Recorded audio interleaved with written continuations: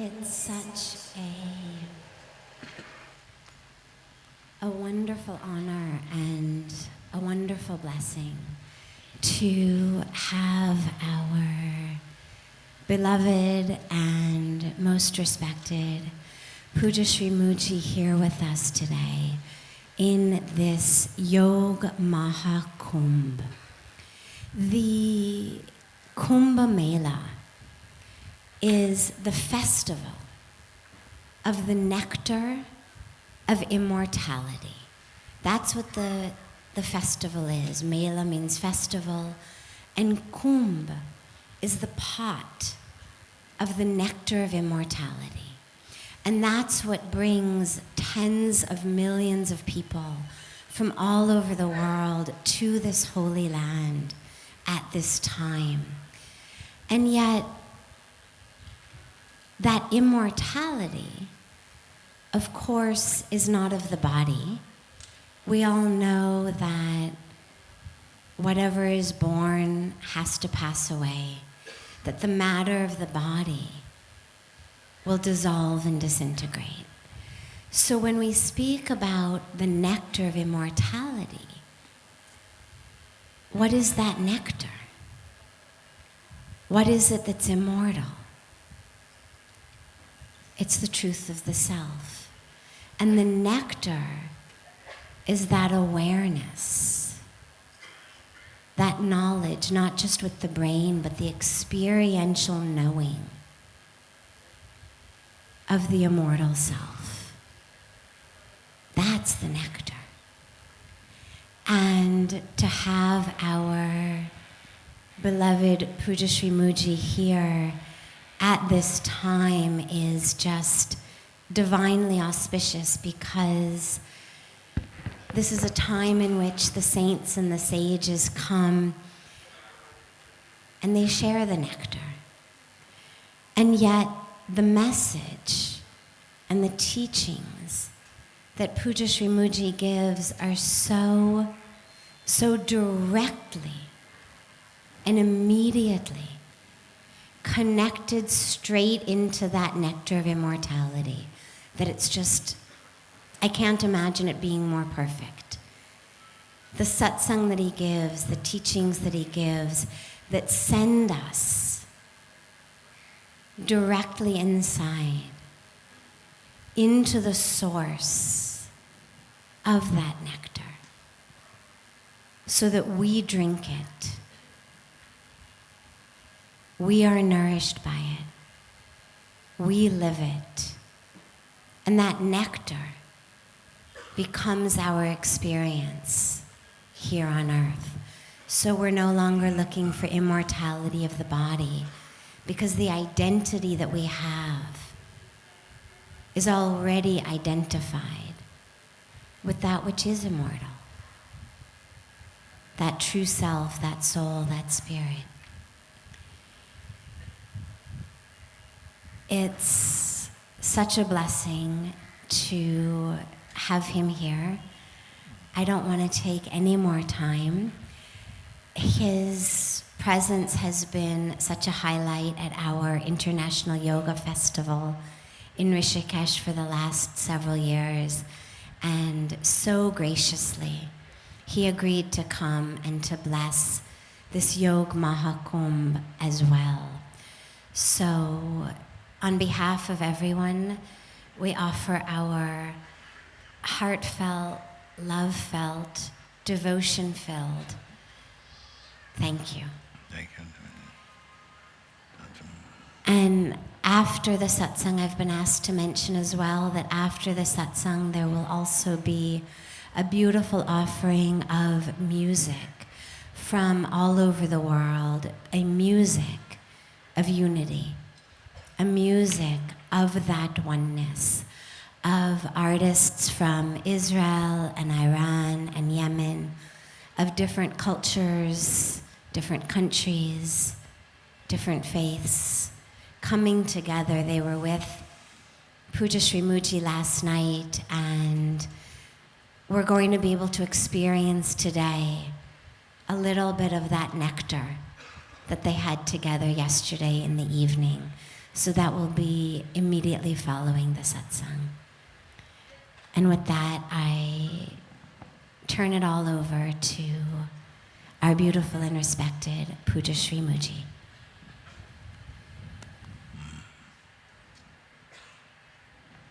Very good. Okay. Om, Namaste. Welcome everyone to Satsang today here in Haridwar. And I hope you all had good and comfortable traveling to come here this morning. You all look fresh. It was good. And also I'm very pleased because we had some concerns at first. It's approaching midday and whether it would be very hot for everybody. But I see that we're in a very beautiful setting. There's plenty of space and a sort of freshness is here. So I'm very happy for this. I'm very happy for the invitation to come here. Also, we are in one of the most holy places in India. I've had the good fortune to come here and along the bank of Ganga a few times. But to come here and share satsang is especially a nice feeling for me. And so today, before I go further, also I'm just remembering, also we are broadcasting this satsang today. So to all those who are joining us via broadcasting, looking in from various parts of the world, in order to be in real time with us here in Haridwar today, welcome to you, and very much hope we have a good connection and you can follow us through to the end today. And there are different kinds of endings. Not just the end of formal satsang, but maybe to come even to a sort of end of this searching also. Because seeking for truth brought you here. But also there must be the fulfillment of that seeking. And I put that at any moment. We have not really prescribed a very long and drawn out season of sadhana, but that at any moment. Why? Because what we are searching for is already present and perfect within ourselves. Now, I know that, and many people seem to be not sure about it. So perhaps one of the great opportunities in satsang is to recognize that for yourself. Many of you here, I'm sure, you have had more than a glimpse of that inner reality, which is the source of the reality that we perceive through the senses and through the mind. It is the source of them. And if life offers the ultimate opportunity for human beings, in my view, it will be to come to the recognition experientially of who and what we are. So each time I have the opportunity to sit together like this, I'm actually searching for Buddha or the Christ consciousness, Shiva being, or like this. It is the same thing, just called different names. And perhaps as you come and maybe present yourself, your questions and so on, it will be a doorway through which we can go into that direct introspection that hopefully you will come to see for yourself how utterly simple what we are is, and that's part of its great beauty. It is not hidden under layers and layers and layers and layers, or distance and distance from you. And I'm hoping today to prove this but we will do it together. So I'm not going to say more about that, and I will invite whoever would like to come. Please come, if you do, with this feeling of being totally open, and that I will remind you that generally there's two kinds of questions that I'm encountering. One is what I call knowledge question. You've heard me say that. Many of you have heard me say this before. These are questions that you, more about information, about truth, and this type of thing. It is okay. Sometimes we need this. But in this short period here, I would more invite you to bring forward a freedom question. And by freedom question, I mean a question that has the urge of someone who must come to the end of their search, who is troubled by the antics of the psychological mind, or feel that they've lived long enough under the influence and hypnosis of personal conditioning, how to come out of this, and how to go beyond all of these deceitfulness sometimes of the psychological mind, the sense of the personal self and its limitations, and to come to a completeness. So I'm very much looking forward to meet you in this way. So, welcome. Who is coming? You want to come first? This is the only microphone we have? Just like this? Okay, you come, please, come. It looks very high.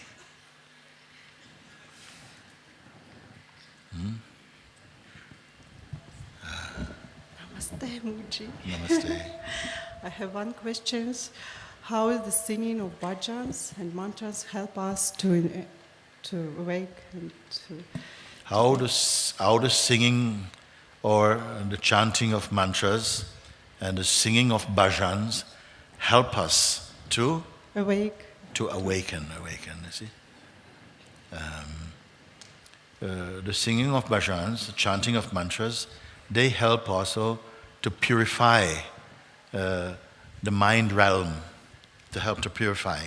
Because many people, they come and they say, I've tried meditation and my head becomes very noisy, you see? Or even self-inquiry, they try and they said, oh, it's too much. When I try to look more deeply, a lot of noise come, and so I just stop, I can't go. It's like, I don't want to go there. So the singing of bhajans is a more gentle way, you see, because something in a bhajan and something in mantras also, they have another vibration in them that helps to neutralize this kind of negative influences, the hastiness of the mind, the agitatedness. It pacifies that field, and it is a quick way and an enjoyable way to experience more spaciousness internally, because it's very difficult to say, even follow my pointings, although they are so simple. If your mind is chattering, you see, then it feels, no, it is impossible. So bhajans and mantras, they do help to pacify, to make more peaceful your inner being, your mind become more quiet and become more receptive also. Not just quiet, but receptive, more attuned to the deeper spiritual vibration that is necessary in order to really assimilate these pointings and these teachings. So they are very useful, very helpful. Thank you. Can I little bit sing for you? You want to sing a little bit? Because I feel you like my Baba. Baba Nam Kevalam, Baba Nam Kevalam, Baba Nam Kevalam, Baba Nam Kevalam, Baba Nam Kevalam, Baba Nam Kevalam. Thank you. Very nice. Thank you, Baba. Thank you. Someone there? Can you come?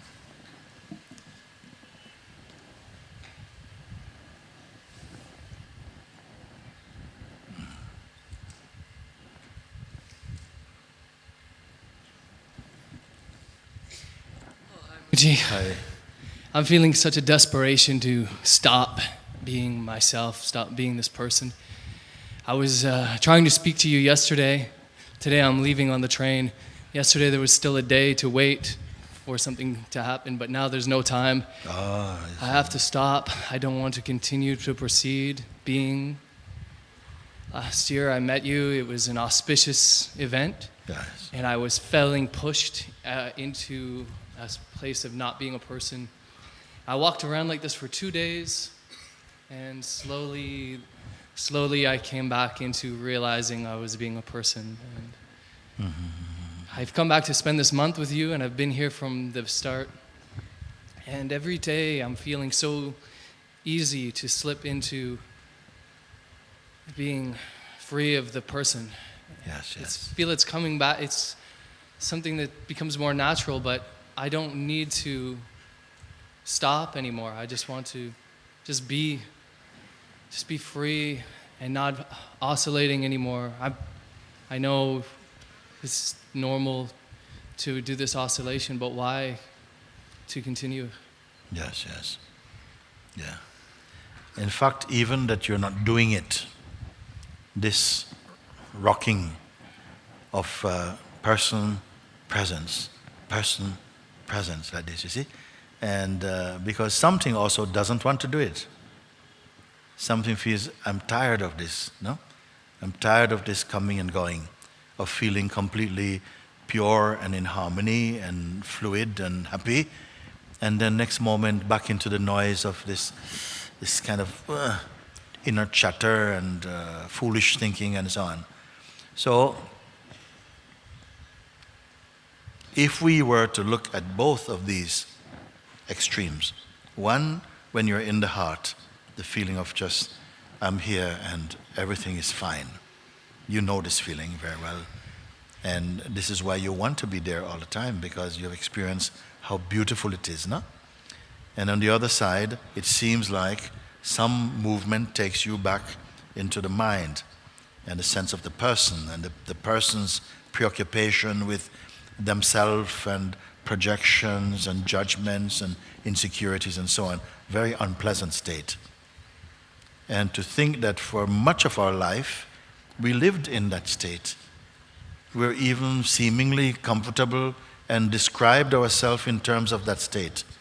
But because somehow grace has opened up inside you and you began to experience, wait, there is something more than this. More space, more joy, more silence, more peace.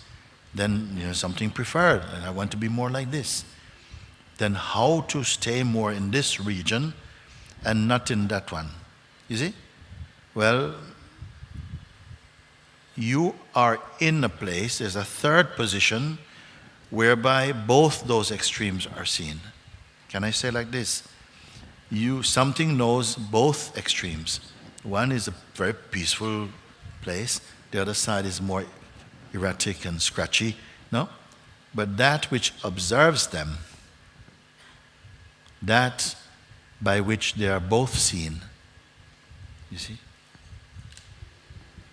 Put your attention there, because that's there anyway, it's here, you see? If you are in one state, you think, I want to stay here, I don't want to go to the other state. When you're in that state, I want to get away from this, I want to be in this state. So there's always some kind of movement. But there is a place which is not a movement, from where you can see both movements. You see? Where is that place? You must know it also.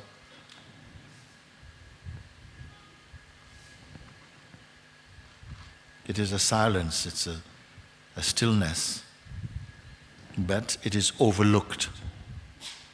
It is overlooked all the time because we are often looking for an effect. You say, oh yes, no, that's what feels good, or this one feels bad. But this is much more than a feeling.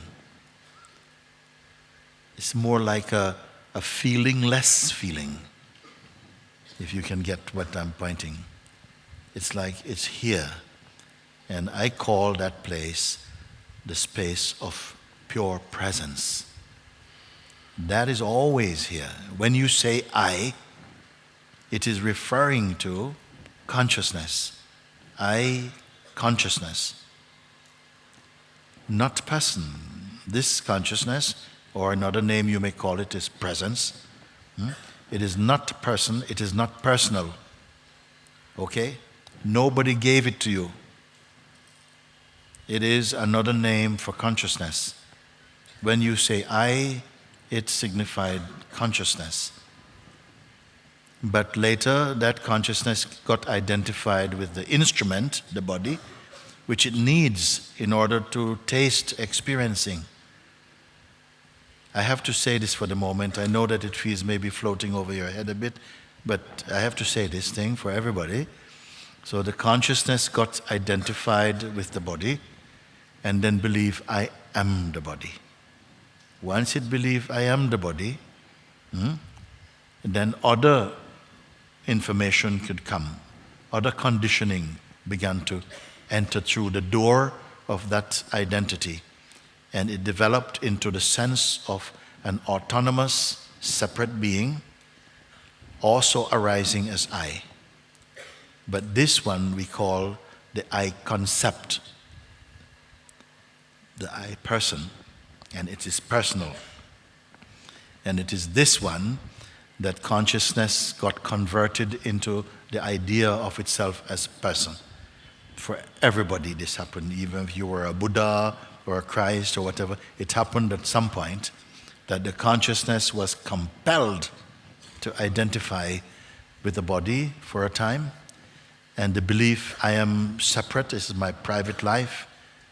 But what happened is that when the consciousness contracts into the form of a person, then it is a very selfish state, a psychologically self-conscious state. It is not totally comfortable with itself, you see?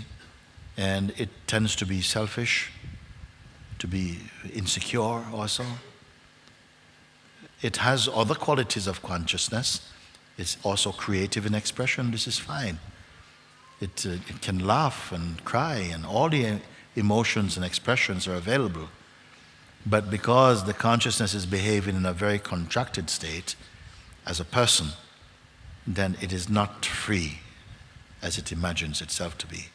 Spirituality comes at a certain point when the consciousness is suffering its own projection as a person. It's getting tired. It's saying the voice is not true. It speaks things in my head. It makes me feel I'm not good enough. I'm always competing with other beings, restless, unhappy.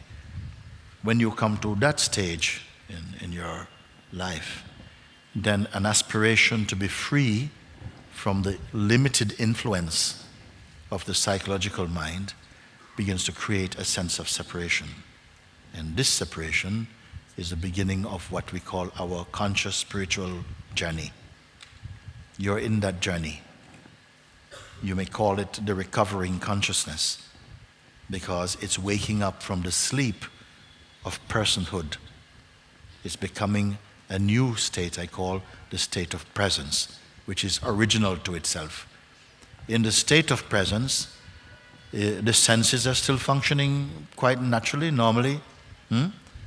But also there's expression of love. There's no fear. There's no fear. Fear comes because when consciousness identifies with the body, this is a time body. It has a beginning. It has a duration you call a life. It has an end. When consciousness identifies with the time body, it came into time. And then fear comes. One day I'll run out of time. You see? And create some unpleasant inner vibration for it. You are discovering, as you come more and more conscious of your true nature, that many things you believe is a myth. It's not true. You see? That this is a mortal body, but the immortal spirit is living inside this body. And while it is inside this body, for a while, it will go to sleep. Sleep meaning ignorance of its true nature. But gradually, it will use some inherent power it has to discern, to discriminate, to contemplate, to investigate itself, and to wake up back to its original state, you may say, presence is one of the most profound awakening. When we see we are not merely the person is merely play. But the presence is much more universal in nature. It is not any specific religion. It has no preferences. It loves, but it doesn't trade in love. It cannot help loving.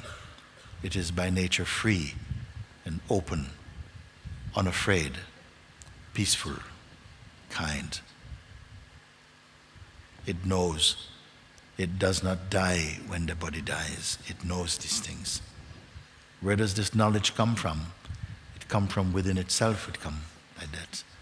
So you are experiencing this state more and more, and obviously you are having less interest in the egoic state. It's now going away, but it's holding on. It's holding on. I'm not going anywhere. No, I'm not going anywhere. He has to go completely. You see? It's like a dangerous snake is found inside the room, and now you're throwing him out. His head is in the garden, but his tail is still in the room. So is he out or in? On his way out. Rattlesnake. Don't touch that tail. Muji, there's a distinction that I'm wondering, having questions about. You talk about the altitude of the mind, of the intellect, where the air is too thin for the egoic self to reside. That is the state of presence. That is the state of presence. In the state of presence, the lower tendencies of the mind, it cannot intimidate you in that state. You see, the egoic mind can only intimidate the idea you have of who you are, your self-image, but it cannot intimidate the state of presence or the ultimate self. You see, that's why I say you are now living in a higher state where the altitude is too high for the ego mind to breathe. He won't come there. Can't do business there because you're in the height of your being. Where is that state now? I'll show you. Who wants to clarify and to know this? So we can do exercise. I'll show you then. So like right now, as you are here, you also just for a moment, like we say, right at the back also, I include you if you want to do this. Very simple. There's no exercise particularly. Simply you leave all your thoughts aside for the moment, meaning all the ideas you have about yourself, just for a few moments, just leave them aside. Don't tell any story about you. Don't hold on to any story about yourself. Because all stories are personal. For a moment, just leave it. And then also anything from past for a moment. We want to be totally empty for a moment of memory. So memory will be there, but simply we are not depending on him for a minute. So just leave your attachments to memory and to intentions about future. Oh, I want to be doing this by next year, I want this and so on. Tomorrow I'm going to do that and so on, you see? Because these are not realities. They are thoughts that we invest energy and belief in them, and then if they don't come true, we feel frustrated. So I want you just for a few moments, you leave all these things for now. Okay? So anything about future, past, self-image, who you think you are or who you think people perceive you to be. Don't be concerned about this for a moment.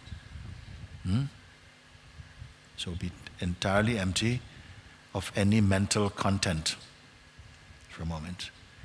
Whatever you can perceive, don't engage with it for a moment.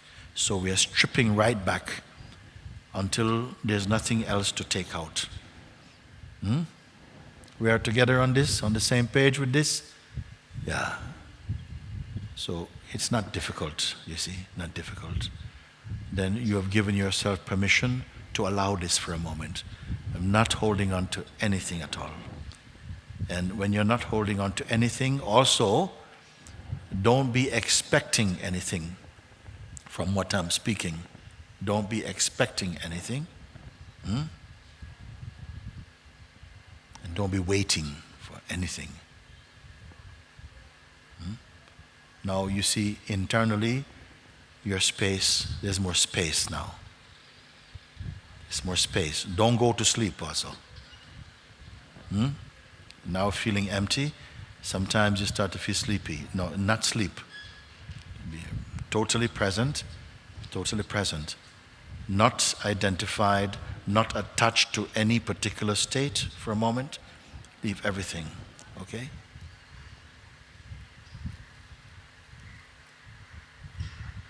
So look, you're not suppressing or controlling the senses.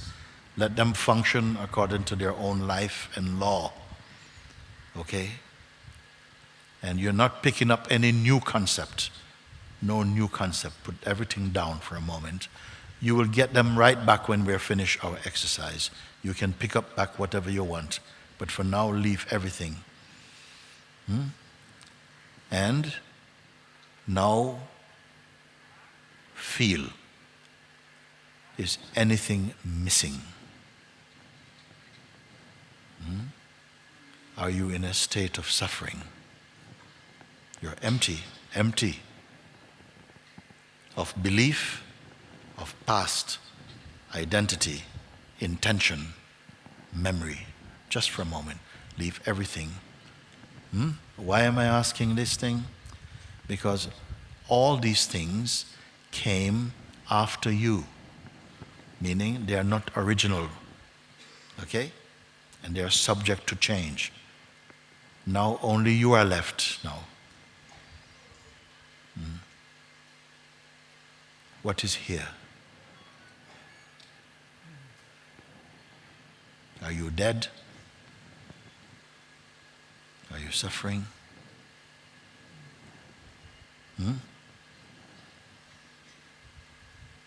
That peaceful state, serene and without boundary, where you're totally awake, but you are nobody in particular, just pure consciousness now. This is our natural state. This is natural state.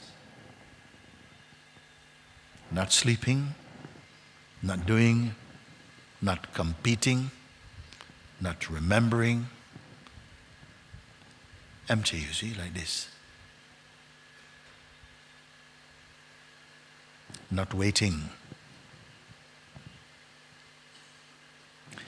This is the natural state of the mind itself. Now, some thoughts will soon come, and they may say something like, but I can't live like this. I can't live like this. I've got things to do, so on, so on, so. But that is just a thought. Actually, you are not living life. You are life. You are life. Life is not something you do. You are life. And within that life, your creative energies dance. You see? You are life. And at the same time, life is also perceived in you to be flowing in the presence of something which is unmoving, a still place, this place. But the earth mind, earth body, earth mind, some tendencies are there that seem to want to bring you into a state to only be concerned about your earth body and your earth intention. But here, you simply are. Now you may say, but how can I perform the things I need to do? I have got a job, I have to live. You observe what will happen. When something needs to be done or needs to be known, spontaneously, energy is supplied, understanding comes to satisfy the needs of that moment, and when they are satisfied, again everything returns to silence. This is an insight into the sage's mind. What you are experiencing now, if you still allow yourself to be here, because sometime fear comes. Fear comes that, whoa, I have no control. That is a reflex that comes from habit. You see? Actually, you don't need to control so much. Why? Because your life is in harmony with the cosmic principle, the cosmic flow of life. This is why I say you are life. But when you spend too much time trying to manage life, to manipulate and to control, you create some distortion in that flow, and so great is the universal harmony that even there is a play of disharmony becomes part of the great harmony. What I mean is that no one can act contrary to the will of the Supreme Being. We are given the sense of some free will, but we exaggerate that through imagination. The free will is only because we are living very strongly in a state of personal identity, and that sense of free will gives us the sense of autonomy. I can do what I want. But no one has the power to do everything you want. Because at least for a time, it may feel as though you can. But gradually you come to see that you only produce a version of life. And it will never be as harmonious as the life that arises from pure being. I am saying like this. There is no need to feel inhibited or suppressed by what I'm speaking, because if you feel, I have my free will to do what I want, okay, I say carry on, good luck, all about it. But many of you will begin to see, when you are supremely happy, you don't have a desire to do, make. It's everything comes quite spontaneously. So the demonstration was that leaving aside everything for a moment, you will come to a point that there's nothing else you can leave aside. In that moment, I ask you to look at what really is here now. Are you happy or unhappy? Do you need to control in order to be happy? You can answer this question now.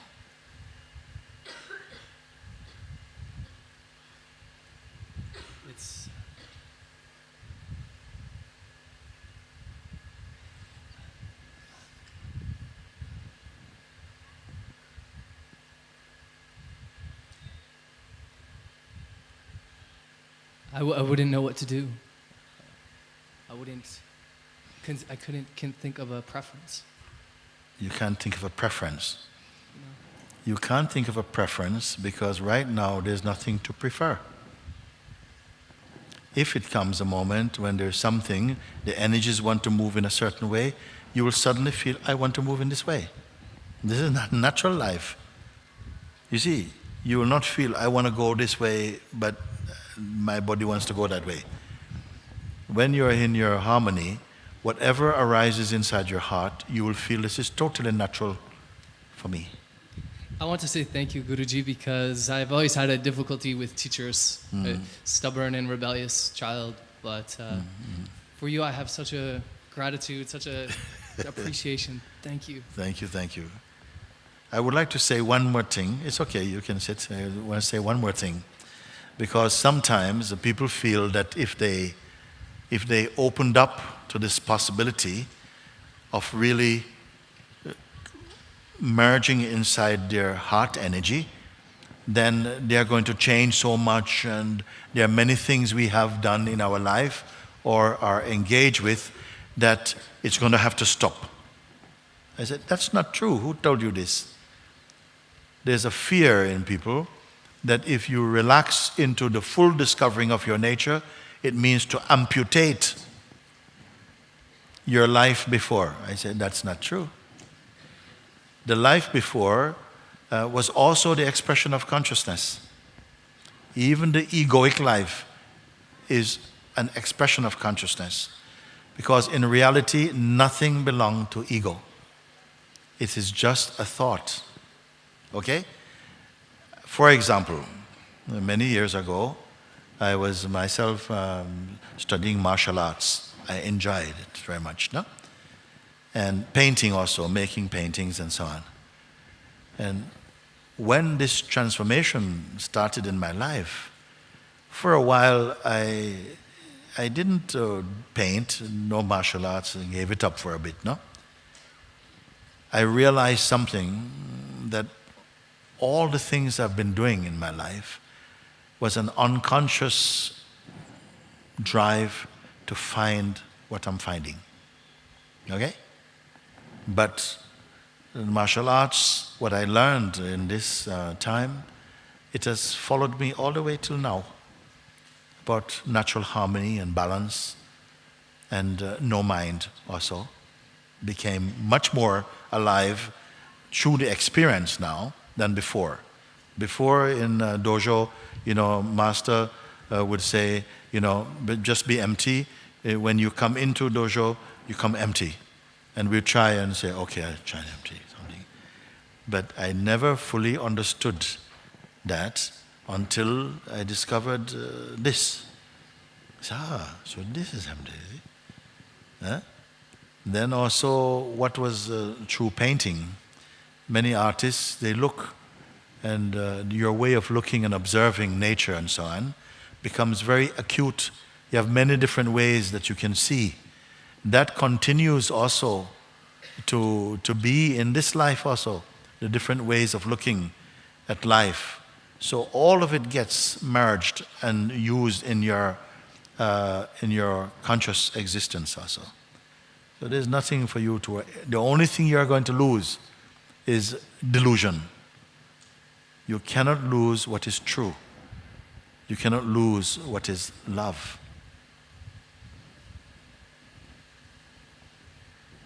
Okay. Thank you. Then you want to come?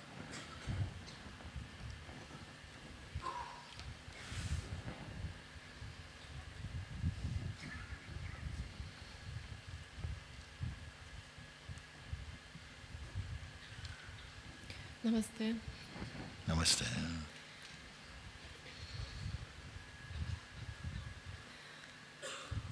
There is no questions actually. There's no, come closer to the mic. There is no action, No questions anymore. Mm. Because there is a feeling like every question or every word which I will say, everything will be untrue and everything will be fake. So there are no questions, because as you're saying, whatever I'm thinking, whatever I'm saying, seems like it's a fake. Yeah. Okay. Why is it a fake? Because there is still like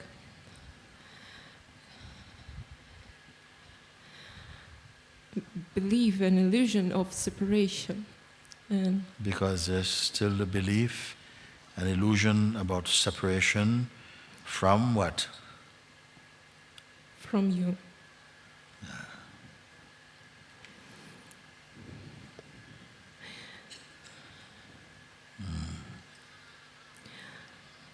And if you say belief and separation from me. But there is a prayer.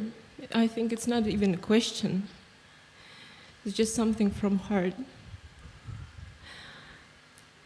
Just a few days ago, I had this kind of a huge experience of love, Of love. this unconditional love. And it's just shaking everything in me. There is no even me. There is just this love. And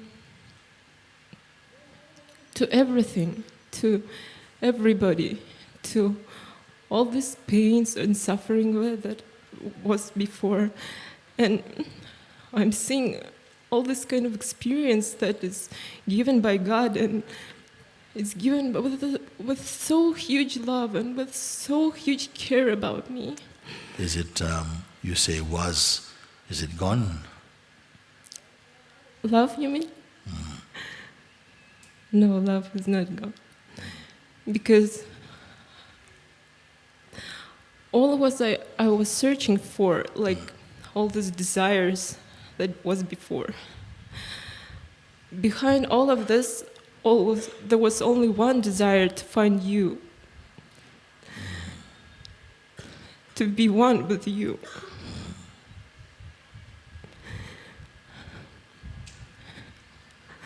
And I love you so much. If you feel that this love, no, is setting everything on fire, it's good fire, it's good fire. You felt this fire before? It's burning everything. She said, no? It's burning everything. This is a beautiful burning.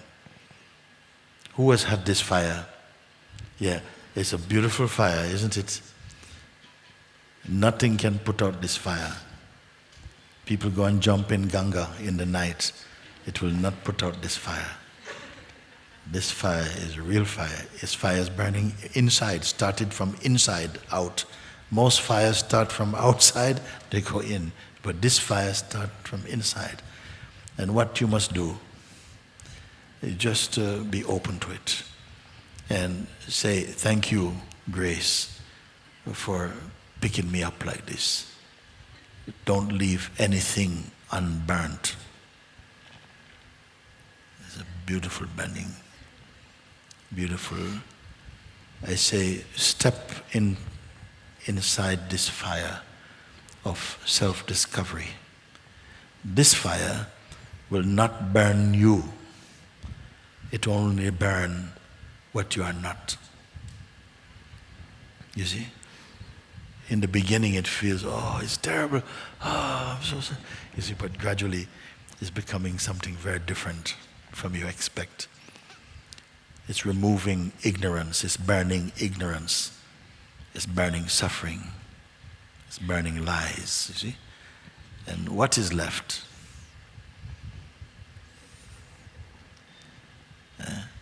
Whatever was not original, whatever is not in service to what is true, it gets burnt in this fire.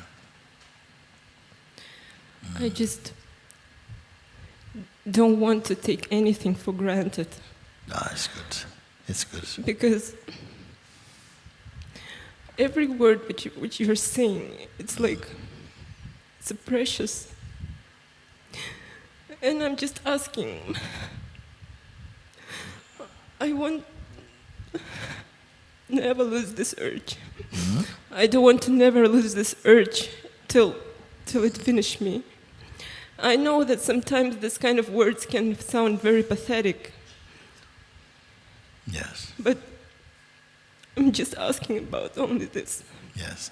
Normally the mind, earth mind, it doesn't want this fire. It says, no.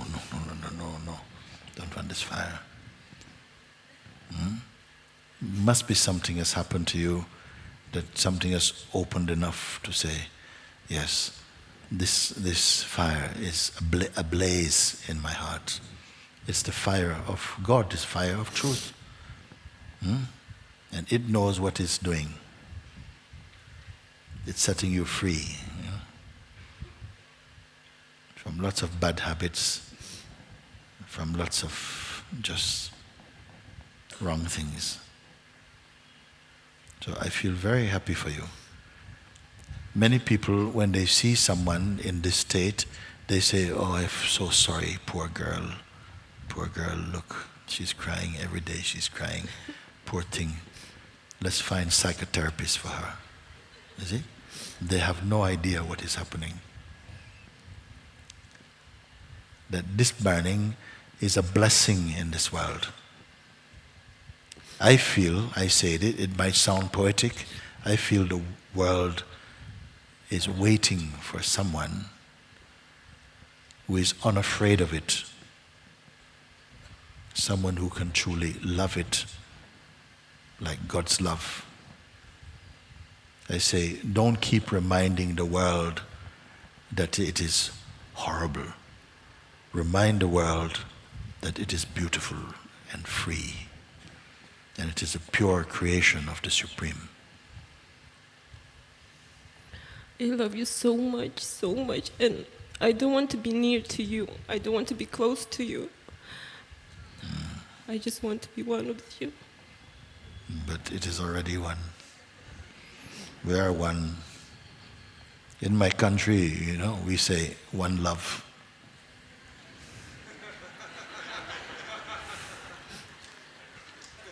And actually, though we talk with each other, I say sometimes there's no dialogues in the world. It's all a monologue.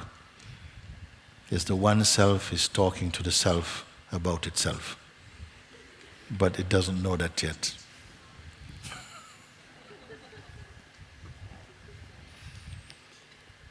Thank you so much. Thank you so much. Yes, I love you too so much. Thank you for this life. Thank you. That's so good.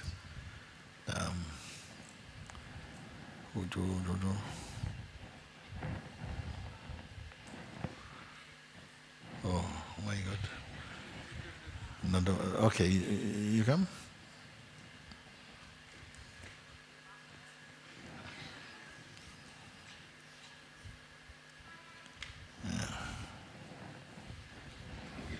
Thank you. Muji, everything is falling away. Everything is falling away. It's falling away. And I just watch it fall. What happened? I just watch it fall. You're just watching it fall? What else to do? Watch it fall?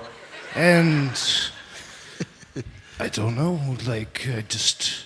I don't know any next step, I just watch it fall. And there's, what else to do? And it just keeps on keeping on. I was supposed to be somewhere else, and I'm here. And what else to do? It just falls away, and people yell at me, and I ride in the back of the bus on the way here, and then boom, boom, boom. What else to do? I just watch it. I feel like there's no next step. I just. It's beautiful. It's beautiful. In my ears, it sounds very beautiful. If it's falling away, you must also be feeling more light also. I am. Something's been happening to my body since I've been with you. And it's just like an openness and just like space. Yes. And I just watch it happen. Yes. It's just, I call it the activity of grace. The activity of grace. You say, what else to do? I just watch it happen. It's beautiful. You have the front seat. You have the front seat sitting on the lap of God. Everything falling. And it's so soft. It's so gentle. No need to leave it. Yes. These are very spacious words you're speaking. very happy words. But many people will misunderstand you. Not here. Here they understand very well what you're speaking. But somewhere else, maybe they don't understand. They say, oh, what's happened to you? I sent you university, and you come home saying everything's falling away. That's not that. Sometimes even your parents don't know how to be happy for you. They should be very happy for you. You see? I feel, maybe Swamiji can help also, that every country should have a big selection of their people that they sponsor to come to Satsang every year. Don't Swamiji? Send them to Satsang. 1,000 people every year go to Satsang. Let us improve our nation by building a nation of wise people, loving people, kind people, free people. You see? But I don't know, maybe it's just my fantasy. When I see people like you, I think maybe it's not so bad. Maybe it's because you go home, and sometimes many families, they say, oh, something is different, especially if you don't try to convert them. You're just yourself. And people sometimes, some will say, what's wrong? Why are you not speaking? Why you spend so much time alone? But some beings will say, man, whatever it is you got, I'd love some of that. I would love to have. What did you do? Why are you so peaceful, you see? It's a mixed bag.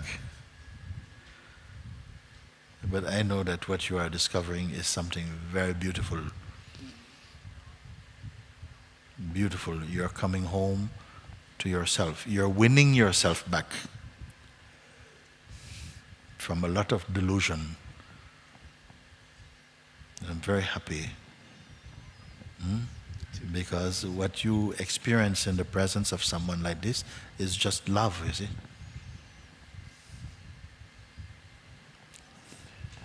Thank you. Very good. What joy.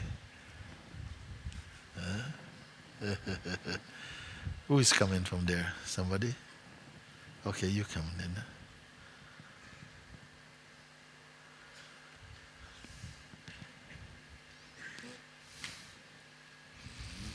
We're doing some gardening down there, Vishnu? Some gardening. We're doing some gardening.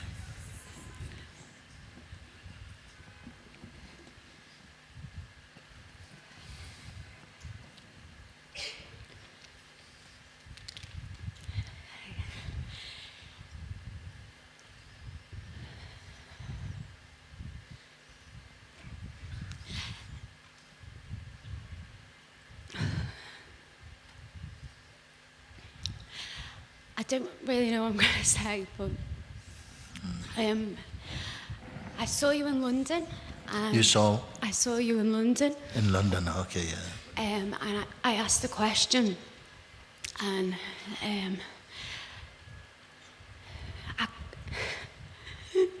I couldn't hear the answer. You didn't hear the answer? You spoke, and I couldn't hear it. There was You know so why? much identity. You know why you couldn't hear? You don't remember why you couldn't hear? It just felt like there was no space, that I was so identified with. Yeah. What she's speaking about, no?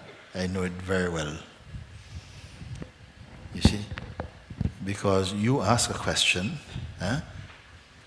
I answered the question, microphones are working fine, speaker box is working fine, but somebody in your head is not working so well. Is going blah blah blah blah blah blah blah blah blah blah blah blah blah blah blah blah blah blah, and I can't hear nothing. Like something does not want you to hear the answer. This thing is not real actually, but it comes up. Some fear is there that it's like it's going to try and sabotage your opportunity to be free. Like that it's come. Can you hear me now? Yeah. Yeah. And I got the recording and I listened again and again and again. Yeah. And I could hear it more when I was at home. Yes. But before I came to London, I believed that there was more space in me. Yes. And when I was stood in front of you, Yes. it wasn't true. And I felt so much humiliation and shame to be speaking to you in that way. And now, I come again to India, and yesterday, to the Russian translation, and I love the Russian translation. And yesterday, when we finished, I got back, and my mind was saying, just give it up now. It's not going to happen. There's too much identity. There's too much person. There's no space. Yeah. You see, listen, your own mind is not on your side. On your back, but it's not on your side. He's telling you, you're not going to get this. Why don't you just forget about it? Let's go to Goa. More fun. But here, no. Don't like here at all. This is what happened. And it's not the first time. Very often the mind will come. He'll try to block from, no? And don't worry about him. Don't wait for your mind to accept the truth. You must begin to know the difference between yourself and your mind.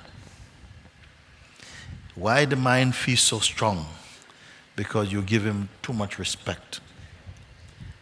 Too much respect. You see? I'm talking about the psychological. The one who is coming up now says, forget about this. You're wasting your time. You're not ready. You're not good enough. You're not spiritual enough, actually. Look, you can't concentrate. Look, you're a mess. You see? You see? Your mind is mugging you. It's the same guy all over the world. In every religion, in every group, in every person, old, young, black, white, doesn't matter. He takes up all this residence and he's speaking inside here.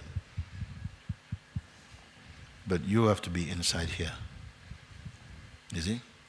So this one, no, is trying. Why is he trying so hard? Because you're onto something.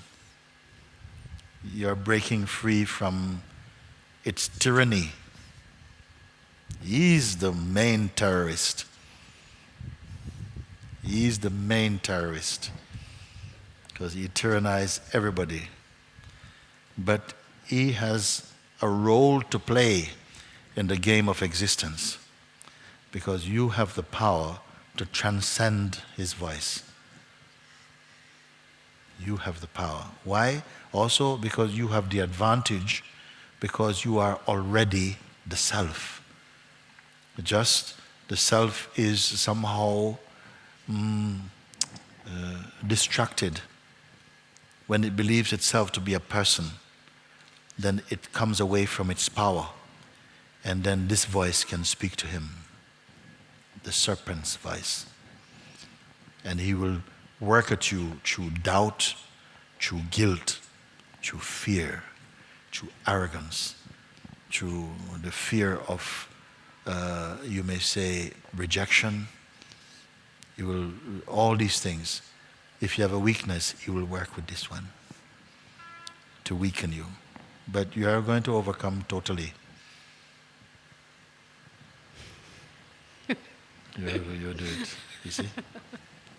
He is not going to have the last word.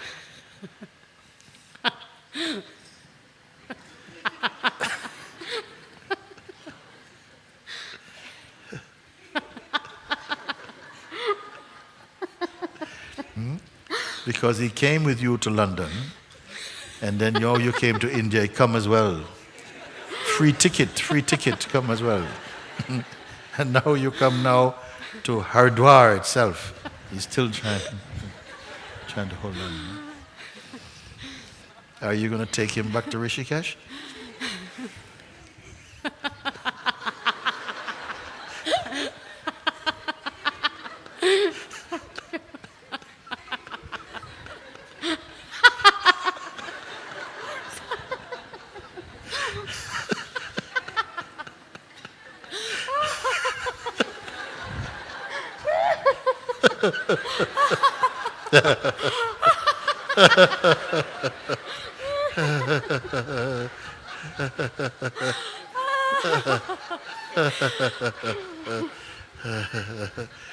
Thank you. Thank you.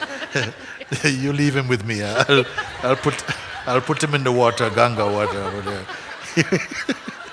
Thank you, Muruji.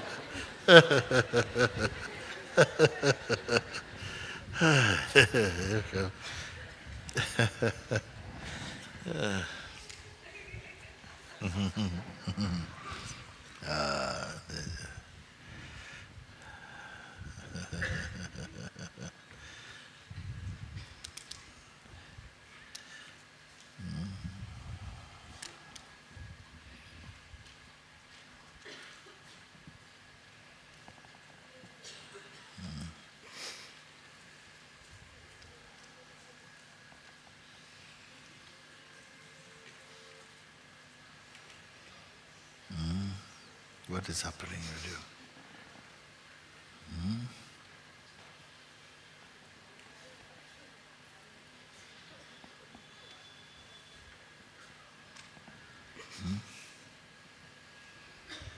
I can't speak. You can't speak.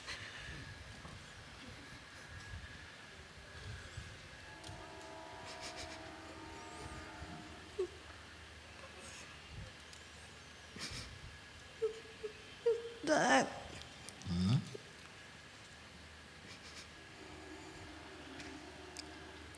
Either two ways you can't speak. You're too happy or you're too sad. Both. Yeah, both.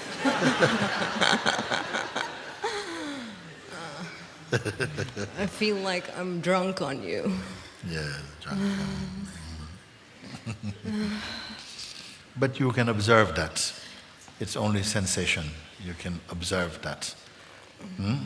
Once you can observe something, then you're not caught by it. You see, you're But I not want tired. to be caught by it because You want to be caught I by want it. to lose myself completely, and I just need you to free me completely. Like, I just can't take it anymore.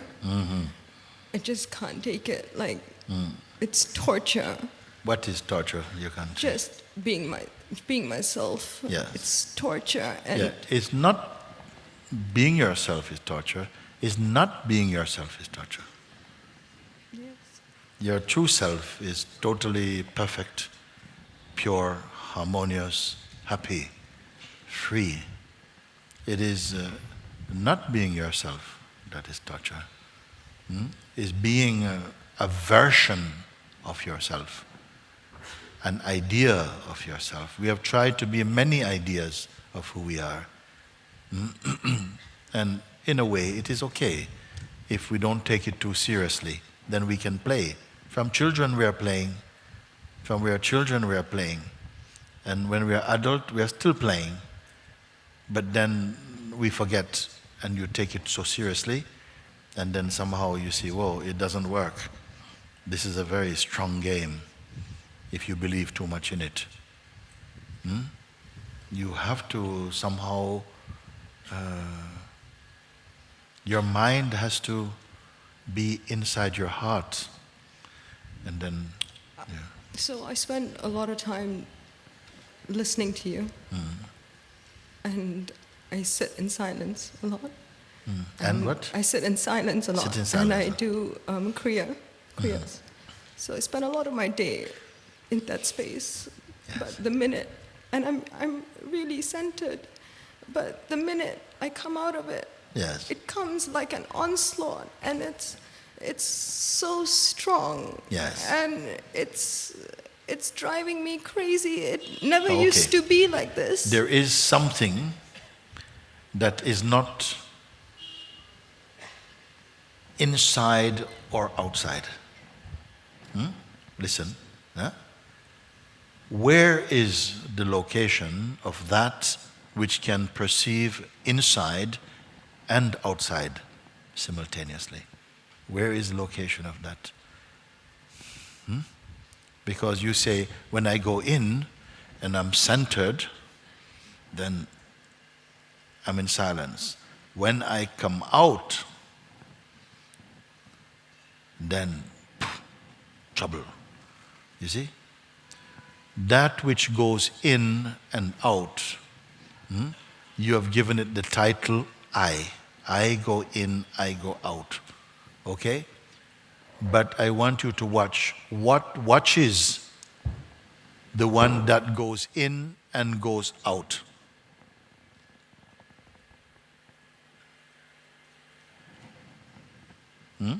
The fact goes before the recognition, actually. The fact is that there is awareness or perception of the sense of being in and the sense of being out. Isn't it? So there's an awareness when I'm in, now I'm in, yeah. Now it's good. But that is perceived.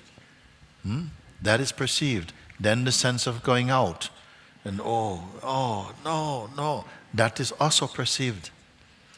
The perceiver of both states, can it be perceived? I feel yes, because at times... Go close to the microphone. I feel yes, because at times... Actually, the first time I watched you on YouTube in August, I didn't even know who you were. And I just experienced a sense of complete nothingness. Like, I felt like I was the wind and I was the birds and that I was everywhere. Yes. And something very subtle was watching and aware of all of that. Yes. And is it not now? It takes conscious effort for me to go there, and I feel very tired because I feel like I'm yes, always... because you become an I who go there. Please listen. Because you become an I who go there, then going there is effort. Going there is effort. Coming out will seem less effort. Yeah. Because that's like a reflex, going back to the noise. Going there seems effort. But there is there. It doesn't go and come. So going there is just an idea arising in there. But it's an idea that has belief in it and identity, and that's where the trouble comes. You believe what you're saying, that it's really you going in and going out. But you're the one who's here, who cannot be anywhere else but here. The very fact that you are aware of coming in and going out shows that you're neither the one going in nor the one going out.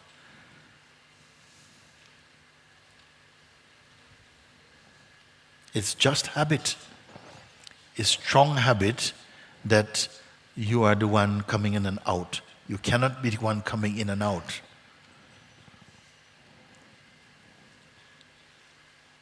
Let me give you an example. No? We say a sharp knife. Imagine a sharp knife. Huh? It can cut many things. It takes cut. It can cut many things, but it cannot cut itself. Because it is one thing. To cut, there must be two. Or your eyes can see so many forms, but they cannot see themselves. They cannot see themselves. Even if you try, you cannot do it. You cannot see itself. Because it is one. Not two, but they're one. A scale can weigh many things, but the scale cannot weigh itself because it is one. It is one. You also are one. you cannot see yourself. You can only see your self-image, a projection in your mind. Your self-image is not you.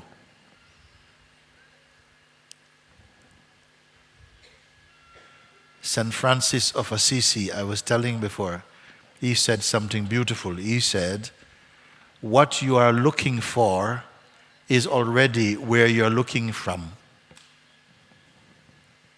What you're looking for is already the one looking. Rumi, great poet, master, sage, he says, knocking at a door, it opens. I have been knocking from inside. Knocking at a door, it opens. I have been knocking from inside. What did it mean? He was always inside. You're always the self. But knocking on a door means what? I imagine I'm somewhere else. I imagine I'm outside. So I'm knocking to go in, but the door opens. When the door opens, only when the door opens, I realize I am already in. If the door did not open, I still may be thinking I am still out. Satsang is showing you, you are already in.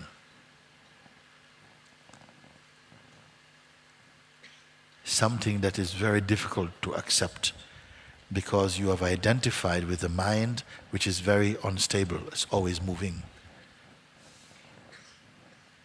And I have a really crazy one. Okay. Mine's mad. Mine's mad, yes. So yeah. I mean, it never used to be this mad. It's just become mad, like crazier than normal. Yes, he's like mad overnight. at you. He said, we used to be nice together. We used to go out, we used to be nice together. And then you start to like that guy. And you're not going there. They're going to ruin things for you. Like, I oscillate between feeling sometimes like extreme states of bliss and such divinity. Yes. And then feeling like a crazy person. And then trying to get myself back. But sometimes the craziness is so strong, it won't let go. And I go to sleep at night exhausted at times. It's like I'm fighting, it's like a massive battle, and it's been like this since August, since I met you. And I can't take it. And I want it to be over, all over soon. Like, I don't have years, I don't have months, like, I don't have any time. Good. Like, Good. Why not today? no, it has to be now. Yes. Yeah, now. So even today is too late. It has to be now, she says.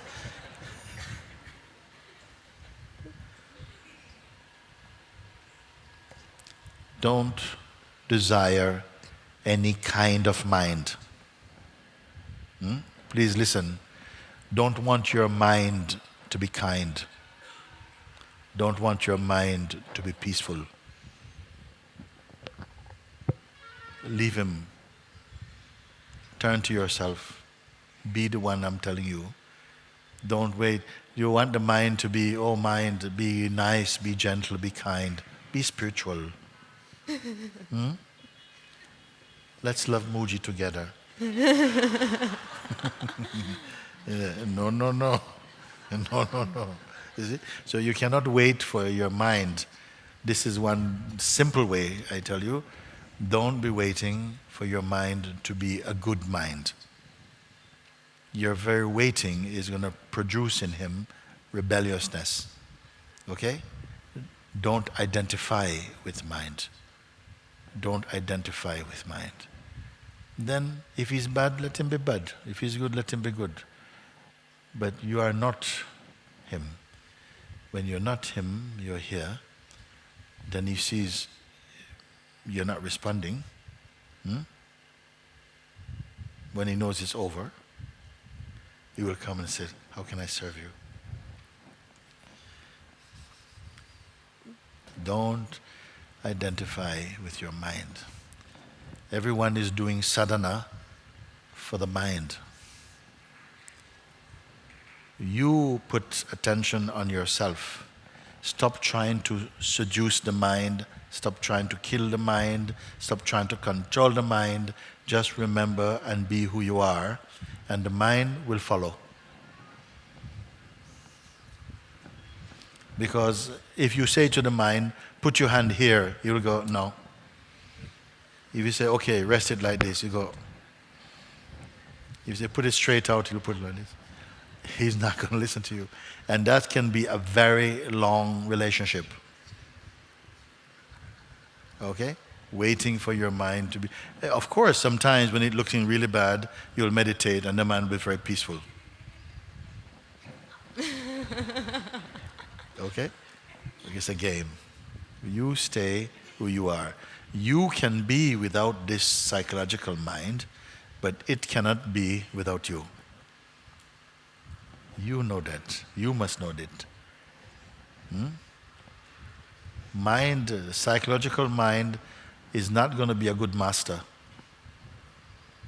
He'll turn you into a slave. You are not a slave. I feel like I'm an abused slave. You're an abused slave. Abused slave. Yeah, yes. The other thing, Muji, is I find particularly, when I'm with, people who are seeking truth, it's one thing, but I find particularly when I go back home, I'm from Singapore, and interact with family or social circles or whatever it is, I find it difficult to stay in the self. Like, I feel like in order to stay in the self, I need to close my eyes. Because the self for you is still a choice. You follow? It is still a choice. It must become choiceless. It's still a choice. Say, when I go to the self, then everything is fine. Then when I come out, it's not fine. So you're still dreaming that there's a you who go to the self and is the self and go away from the self and something else. It's called dreaming. It's not true. And when you come to see that you are choicelessly self, dreaming it is something else, you see, then it won't matter where you go. The scenes will change, but the seer will remain unchanging. But a part of me feels really embarrassed, actually, with these people to be in myself, because they're so suspicious of all of this. Listen, let me tell you. This is the third time I'm hearing this kind of question in 2 days. And I'm telling you what is going to happen. You see, the reason why we are afraid, what will happen? I'm spiritual in India, but I can't be equally spiritual in London. Because London is not so spiritual. And I can't go around like this. Okay? You don't have to also. Because when you truly realize and awaken to the self, okay? When you awaken to the self, genuinely, not trying to be spiritual, but when you genuinely are awake, there's something inside every human being, in fact, every sentient being, that recognizes you. It recognizes, maybe not consciously, but it starts to behave differently. You see, it's not that you have to start to say, look,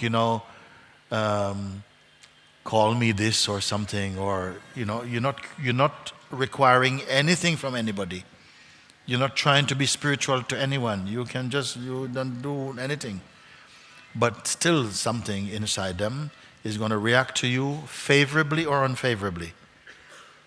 You see, but you don't mind because you're not recruiting, you're not demonstrating, you're not advertising, you're not promoting, you're not selling anything. It's beautiful. And it knows how to be with each one. I guess spontaneously. I guess for me, because when I'm around people, I just feel really quiet. Yes. And my normal self or my personality is really big and really noisy and loud. So it's such a contrast that I just feel a bit awkward around people, and so much so that sometimes I'm so quiet that my husband's like, don't come out with me and my friends because it's embarrassing, because they're just not in that space at all, And so I just feel a bit like You have to come home completely. Then you will not have to tune in where I'm going now, or my parents, or my father-in-law or father-in-law position. Okay, hi, how are you? So, no, you don't have to set any dial. Automatically, spontaneously.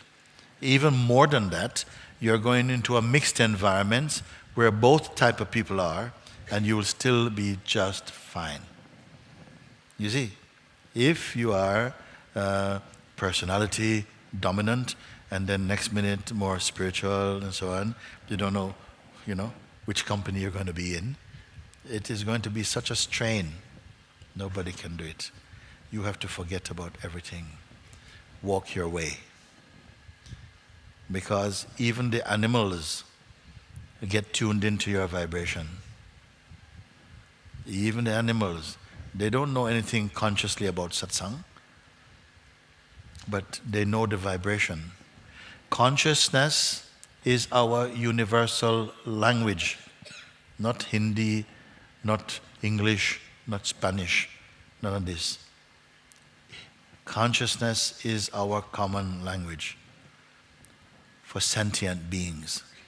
It means that you've heard of St. Francis, who used to talk to the animals and so on and so on. He wasn't speaking necessarily in the way that we do. He's conversant energetically. You are becoming more energetically conversant with life. Otherwise, you are still limited to a type of person. And the self is not a type of person or personality.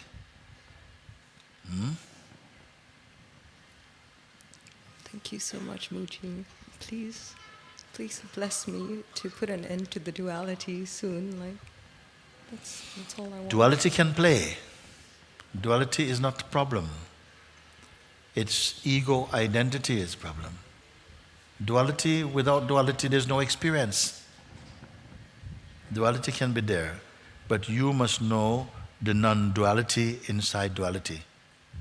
Then everything is fine. You know that here. You know this here. Thank you. Very good. Yes. Who is coming in on one? You? Come on then, let me see what. Okay. Come. All good, Swamiji, you are fine?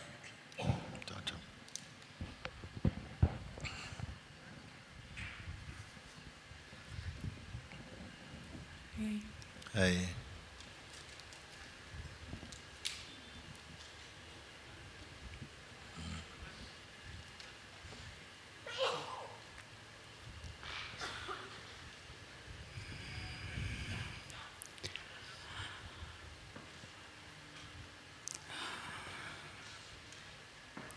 Now I just feel empty to see you. Yes.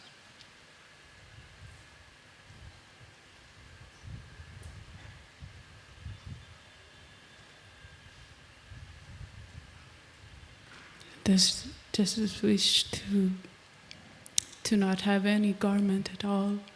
Not have any? Any garment. Any garment. To be faceless. Yes. This emptiness that we speak about, it doesn't have any particular look. You see? So there's no point trying to look empty. Yeah? It's not about how we look even. You can do whatever you are doing. Sometimes you have to do very, very dynamic things. But inside your total serenity, total peace. Huh? You see? Natural state. the self-consciousness doesn't have any particular look. It's more a vibration. It's more a sense or a quality of being. You see? So you are empty, you feel something completely is undressed. Undressed means no intention, not carrying anything, just as you are. This is beautiful. This is beautiful. Now you are not a type. You are not a type of person. So you can go in any place and you will be accepted because you have not typecasted yourself, meaning you have not limited your identity to a certain kind of state. So you are free. You can move in this beautiful freedom. It's what we are naturally also. I love you. I love you too. Very good. Thank you, thank you.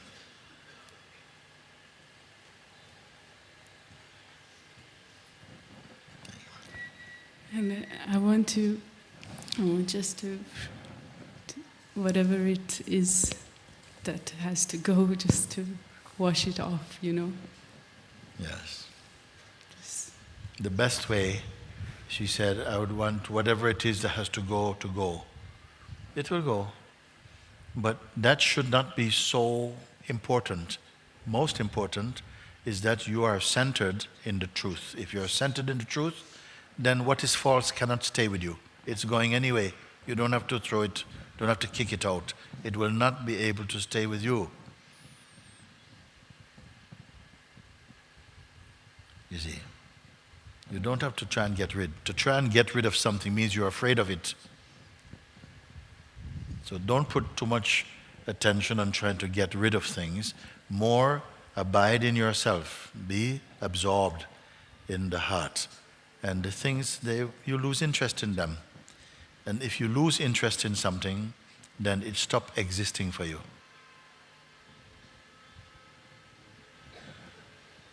Okay.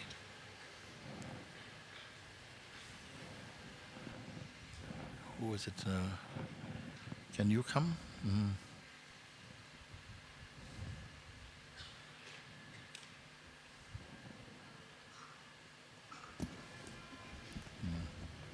Beloved Moji, I searched for you all my life, for a living man who can show me the source. And when I stopped, you came. You came so lovingly, but you came also as a sword. And I realized that you can really kill this mind of mine. A few days ago, I asked Mantra that I want to be your disciple. I want to take initiation from you. And since that day, I felt getting crazy because I really felt that is possible. First time. Yes. And even I meditate for years, but since your satsangs, I feel there is a space in me that is before breath, before time. Yes. Unborn space. Yes. First time. Yes. Yes, yes. It is wonderful for me to hear this, you know. Yes. It's wonderful that someone glimpses. Very often I feel I would like to myself select a number of people and just to focus, not people who are too much caught in the mind, but who have this depth, this openness, this readiness, and to just spend some time together, finish up. Finish up. It's not so difficult. Not so difficult. Open heart, open mind. With you, everything is possible. Everything is possible. You have won the jackpot of this world. the real jackpot. You want freedom, you see? Yeah. Your mind is clean, clear now. Clear again. Not confused, not full, not claustrophobic with concepts and worries and ideas and ego. So only in this mind such a sense is coming, it is possible, you see. Yeah. Just like sometimes you can smell when the rain is going to come. Also you're smelling, my freedom is imminent. Freedom is imminent now. So I am very happy to continue with you. Yes, Moji. I don't want to leave this place without communion with you. Yes. I need that. Yes. Maybe I might die any moment, but I need this communion. Yes. Yes. It is already happening. Thank you much. It is already happening.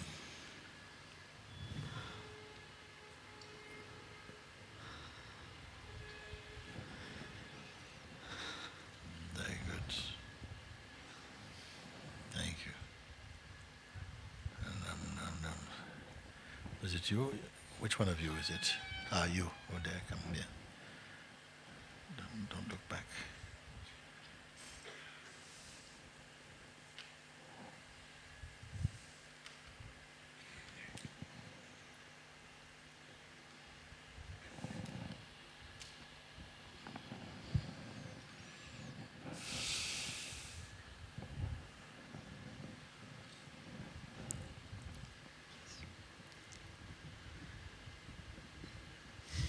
Wow, my father.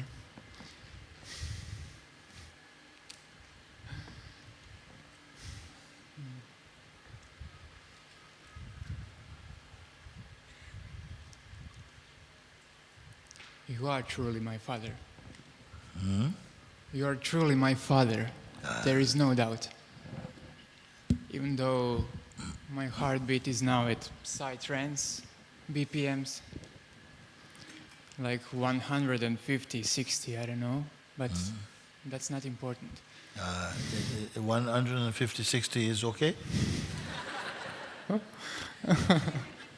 It's psytrance, but Yeah. I didn't come here with Yeah. this story. Yes. Heart is galloping. Yeah. But something is very still, isn't it?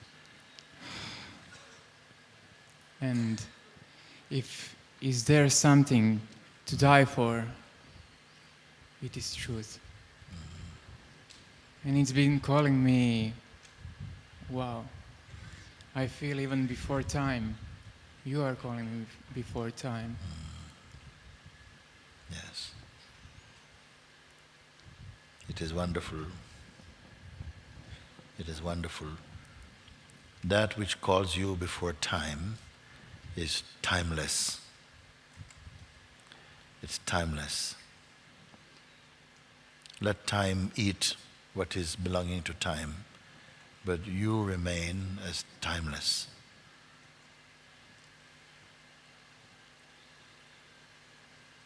You remain as timeless. Time is playing inside this body with the permission of timelessness. So if something calls you before time, it is timeless. It says, come home. Come home. Don't be afraid of time, but come home. Meaning, enjoy time. It's okay. It's playful. But don't be at the mercy of time. Discover your timeless being. Be happy. The one who is free is not afraid of time. They know what the body time to go, it will go. Sri Ramana Maharshi also, when his body was very sick, the devotees were asking him, Bhagwan, please don't go. He says, where can I go? I'm always here. Only timelessness can give such an answer like that. Time cannot give this answer. So you're definitely on the right track. It is so beautiful. So beautiful. It is very beautiful. Yes. You are beautiful. You are beautiful.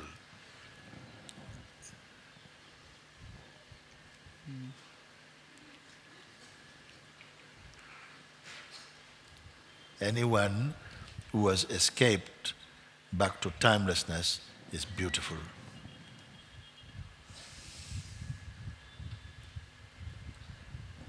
Yes, and something here came to end this. Yes, yes. To end this Yeah. relationship that is like inherent. But some days ago you said, "Blessed are we who suffer from ego." Who suffer from? From ego. Yes, yes. That's boom. Yes.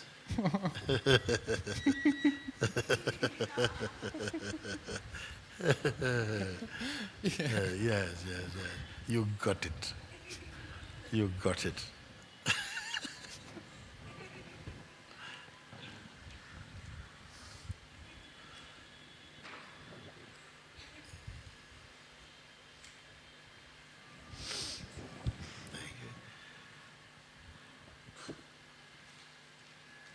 Very happy, very happy. Thank you. Thank you. Thank you. Gotcha. So good, so good.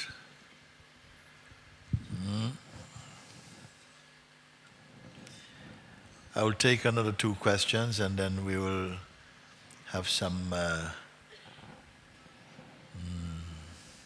bit of some bhajans for a couple of songs and then some more music. When is coming now?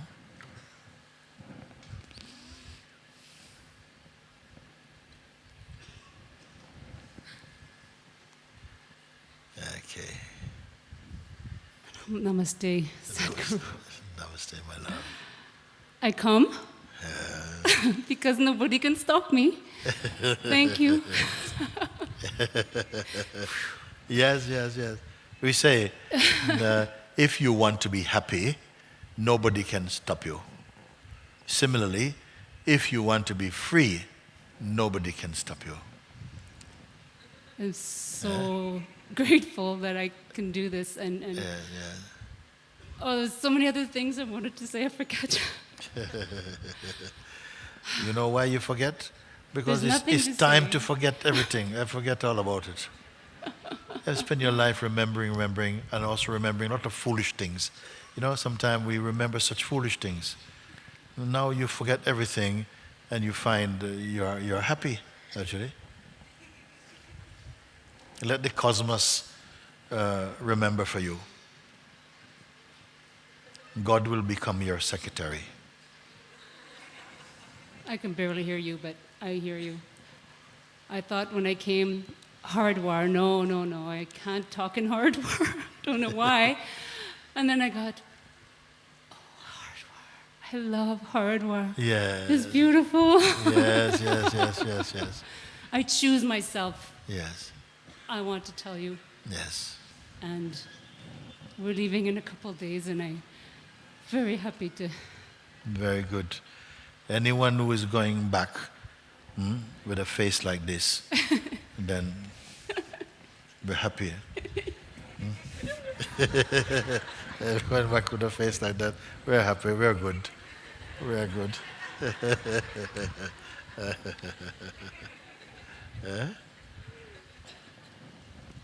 You know. Yes. I love you. I love you too.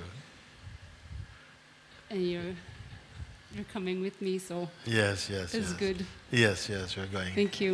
Thank you so much. Yes. Thank you. Yes. I come with you, you stay with me. And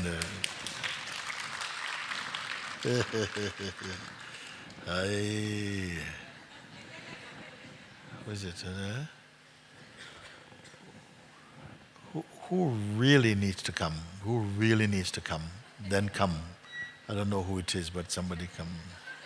Oh my God, what have I done? What have I done? Oh gosh. Okay, each one have 3 I felt minutes. like I had the Yeah, advantage. 3 minutes. 2 minutes, 3 minutes. Let's see. It's good like that also, we can do.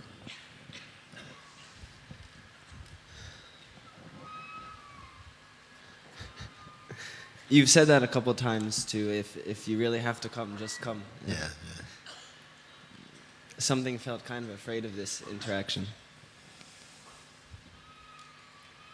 I don't know why. It feels what? Something feels resistant to this. Resistance. Yeah. Yeah. Don't give too much importance to that. No. Yeah. It's time, we don't give so much importance. We feel some doubt, some resistance. It's nothing at all. It's nothing at all. I don't feel any resistance for you. I'm not resisting the resistance. Yeah, it's good. I don't really know what I want to say to you. Everything you speak is about me. Yes. And not in a personal way whatsoever. And the same goes with everyone. And it feels like we're two. Like you're there, I'm here. But that's just like playing on the surface, like the waves of the ocean. If you think of us not as bodies, because as bodies you can say, you're there and I'm here. But think of us as consciousness.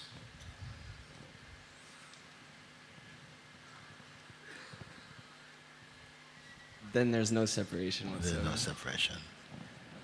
It's simple like that.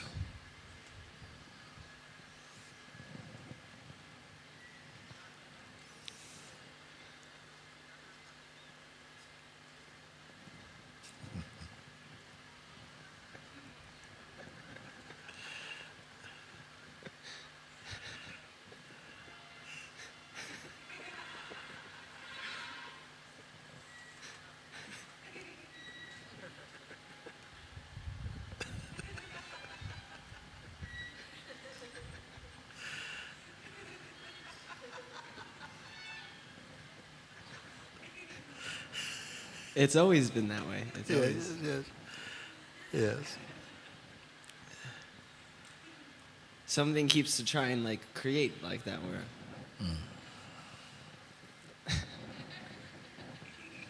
But you see through it, you see? You see through it. Even though something may be a hard surface, you are seeing through it with understanding as consciousness. You see through it.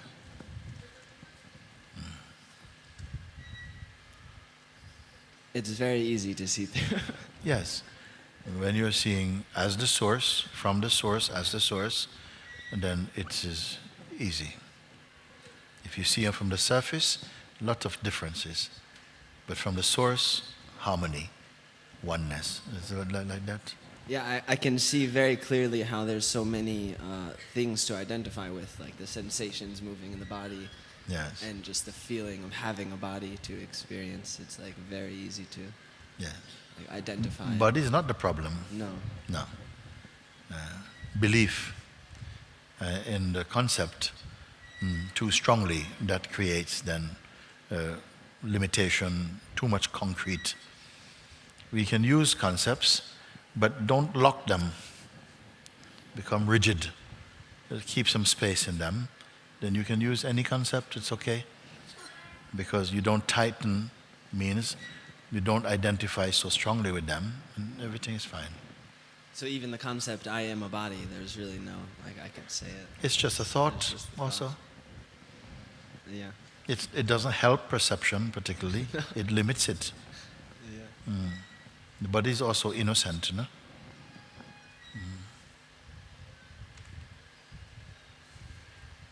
We can be happy, thankful for the body, But don't say, I am the body only or something. No.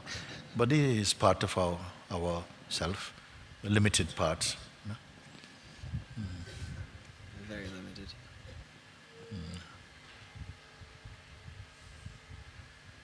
For a time, we want to be with the limited. We feel secure with the limited. But at a certain point, as you become more mature in the heart, and then you see through the surface of the limited, something feels much more expansive, you see? It will not be contained. For a while, we like to feel contained. And after a while, you don't want to be contained. Then at a certain point, you see you're uncontainable. These are the stages of seeing, and this is the stages of pure yoga, in fact.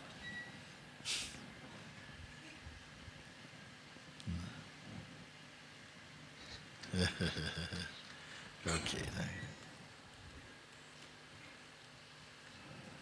And, very good. Okay. Good. What are we now? Okay.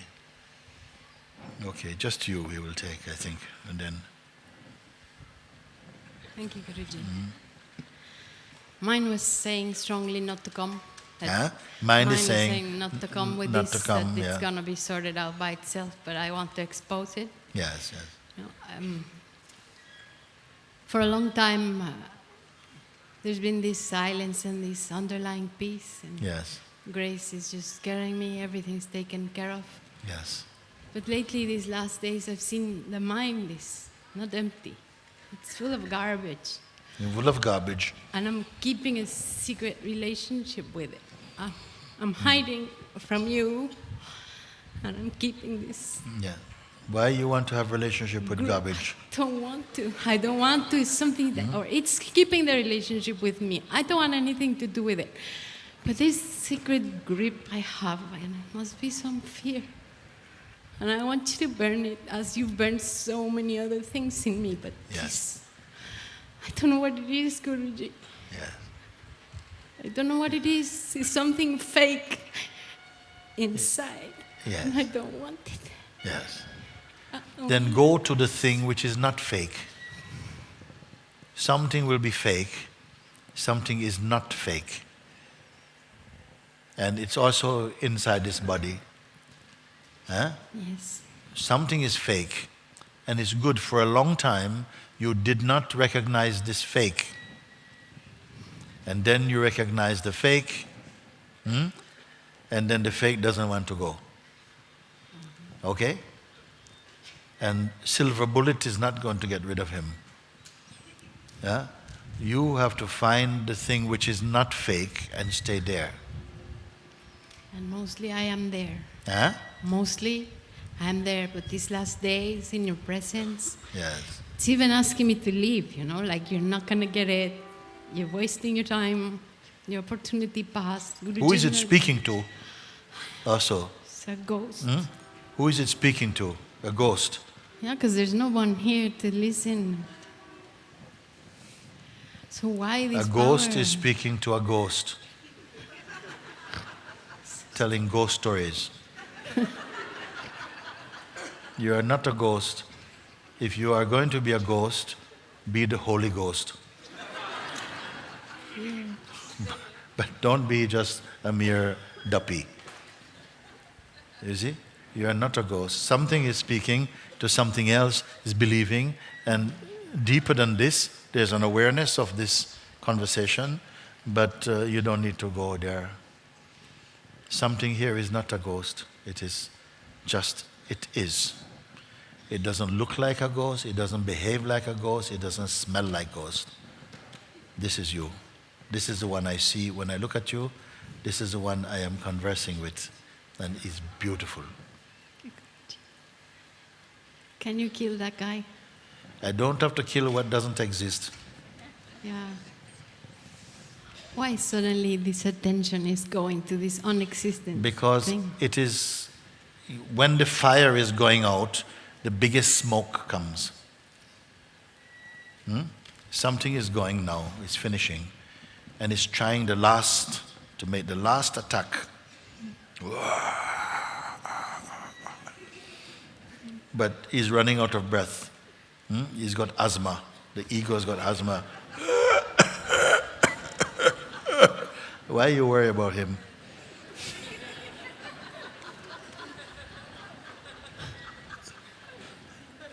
You want to get him a gas mask for the ego. No, leave him, he's going. Okay. Thank you, thank you. Very good, my love. Ja. Okay. Do you have something very, very, very important to tell me? Come quickly then, because it's time now.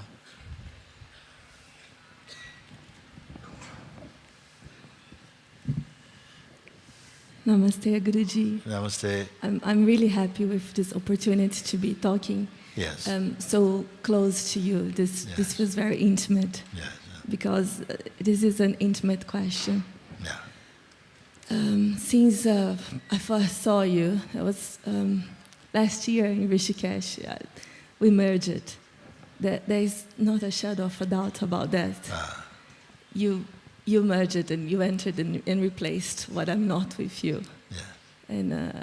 And that's the experience. Yes. And then I spent about a month in Portugal, and now when we saw each other again in Rishikesh, it's like not a day has passed that we were not together.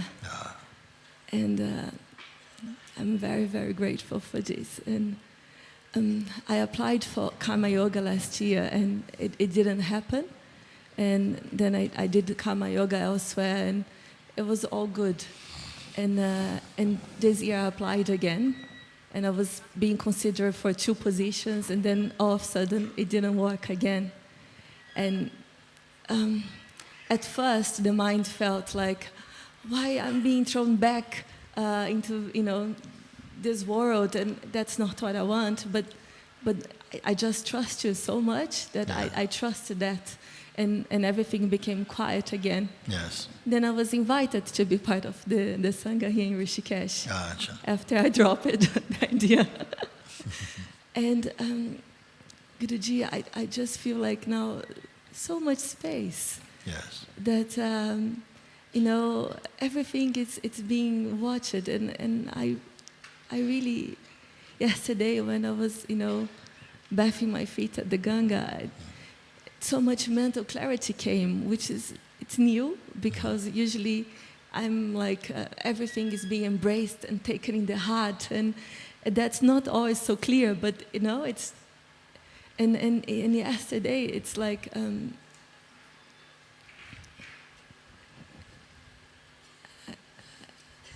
all is good.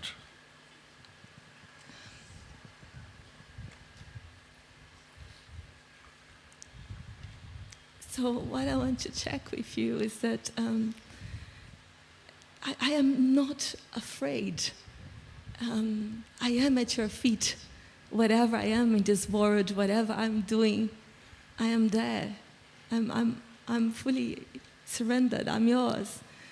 So for me, it feels that it really, it doesn't matter where I am, what I'm doing. We are always one.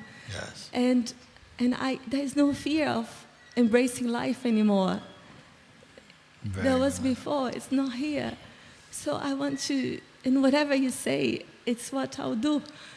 So people say, apply again. And I'm like, wow, I don't know. Because, it doesn't matter in that sense. And it's not my decision. I am no longer the doer. That's what I want to check with you. And say thank you. Thank you, my love. Thank you. Thank you. Thank you. Yeah. Very good. We will talk about it. Okay. Thank you.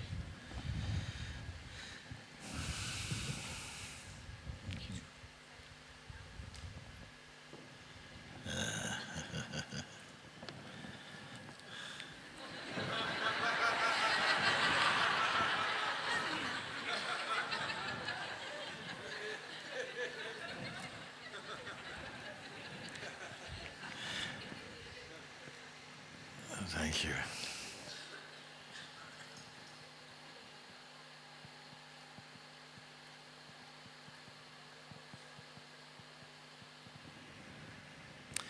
I would like to say something that it's a beautiful day here in Haridwar. And one of the reasons we wanted to come here also is that many people have never been here before. It is one of the most beautiful holy places in India. And so at some point we will go and look around, but now we are going to, I'd like to invite some of our Sangha to sing a couple of songs, and then after this we have a very beautiful band who will be following. They are here at the moment. I had a privilege to listen also to their music yesterday, very beautiful. So I'd recommend that you enjoy also this music. I'll be here also. And so after this, then we can maybe take lunch or something. I don't know what is planned here or whatever. And then perhaps we can see about maybe going down to Ganga here. So everything is very accessible, and I'm so happy that so many people have turned up today, and just beautiful to see you. It's nice to be in another setting also for a change. It's just part of our fun to be, no? It's a beautiful venue to come here. And so I love you. I'm so happy that there is beings like yourself who are drawn to awakening to the self, that it hasn't perished, because at different times in history, this direct way, this most beautiful way, has slipped away somehow into some quiet place and was almost forgotten by most people. And now I find it's reawaking through beings like ourselves who come here in a country where, this kind of celebration of truth, this powerful introspection into truth was born in this country. And again, beings are coming from all over the world again to feast, not just feast, but to explore and to discover and to be set free from the tyranny of the egoic mind. So I'm very, very happy that we are here together and we can share this here in India. I care very much for your awakening, because every single being who reawakens to the truth, who I would say win themselves back, become a light in this world, and will continue to spread the joy of real awakening in this world. So my heart is committed to that, joyfully, in being in service to your own returning joy. So, Om Namah Shivaya, Om Shri Arunachala Shiva Mahadev. Om Namo Bhagavate Shri Ramanaya. Om Namo Bhagavate Shri Punjaji. Om Namo Bhagavate Shri Christ. Om Namo Bhagavate Shri Lord Krishna. Om Namo Bhagavate Shri Buddha. Om Namo Bhagavate Shri Nisargadatta Maharaj. Om Namo Bhagavate Shri Ananda Mahima. Om Namo Bhagavate Shri Yogiram Surat Kumar. Om Namo Bhagavate Shri Bankai. Om Namo Bhagavate Shri Mahadev Ki. Om Namo Bhagavate Shri Ram Sitaram. Om Namo Bhagavate Shri Ganga. Om Shanti Shanti Shanti. Om Namah Shivaya. Thank you, thank you, thank you. We will take a few moments to maybe rearrange. Somebody will come and then we can invite our Sangha members to put a few songs, followed by some of our beautiful musicians or the musicians joining on stage now. Thank you, thank you, thank you. Please stay and enjoy with me. I am here also, and thank you, thank you. Good, good. Thank you so much to our beautiful Puja Sri Muji for such a beautiful morning. The word Haridwar literally means the doorway to the divine. So the name of this city is literally the doorway to the divine. And here, sitting here together this morning, that doorway has widened and widened and widened, and we've been pulled literally onto the side of the divine, recognizing that the door frame itself is made up just from our own mind.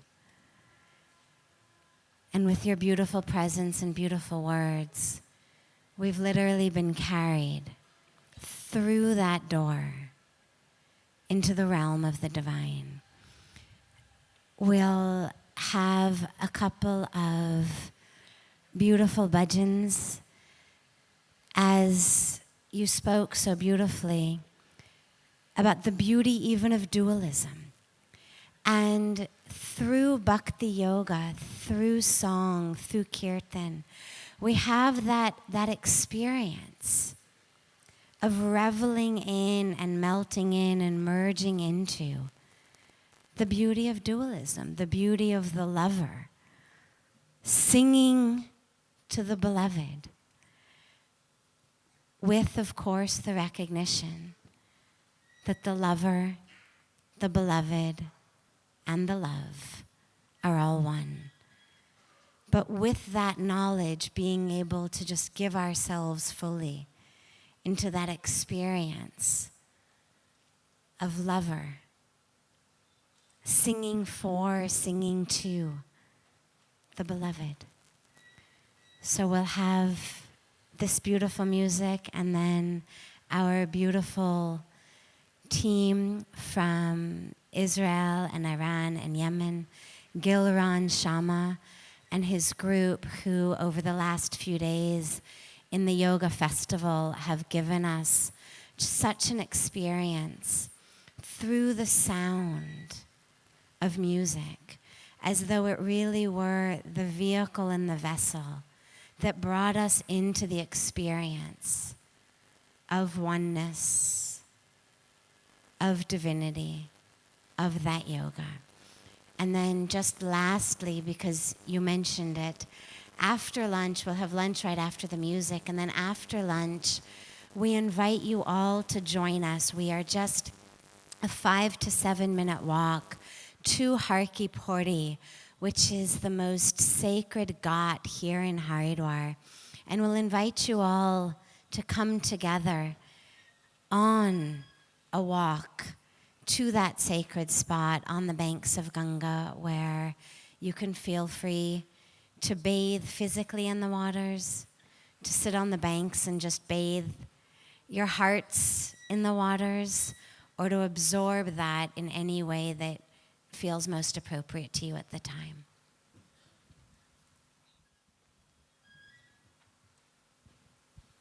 Om Namaste.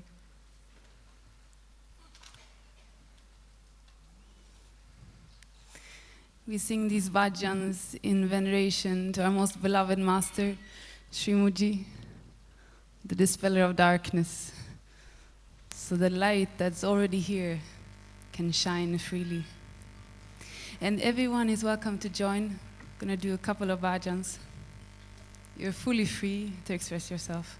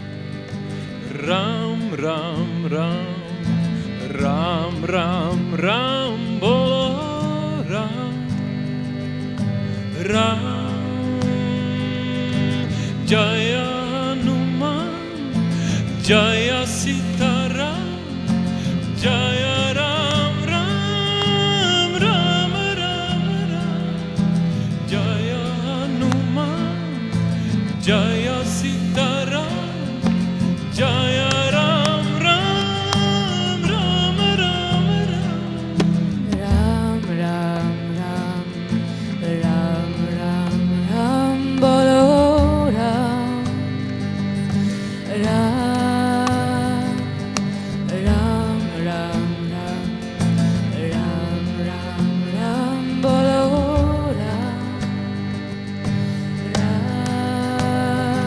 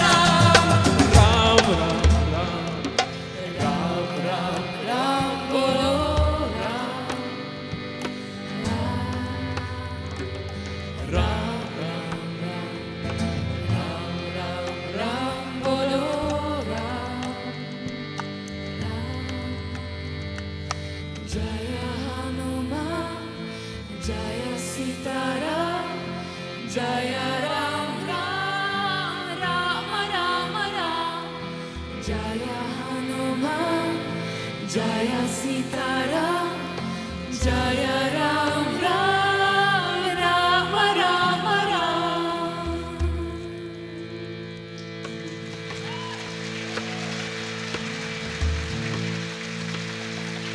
Om Shri Satguru Muji Ji ki!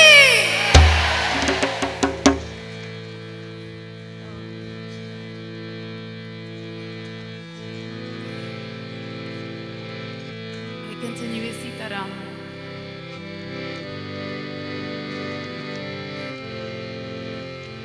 Sitaram, Jai Jai Ram, Sitaram, Jai Jai Ram, Sitaram, Jai Jai Ram, Sitaram, Jai Jai Ram, Sitaram, Jai Jai Ram, Sitaram, Jai Jai Ram, Sitaram, Jai Jai Ram, Sitaram, Jai Jai Ram,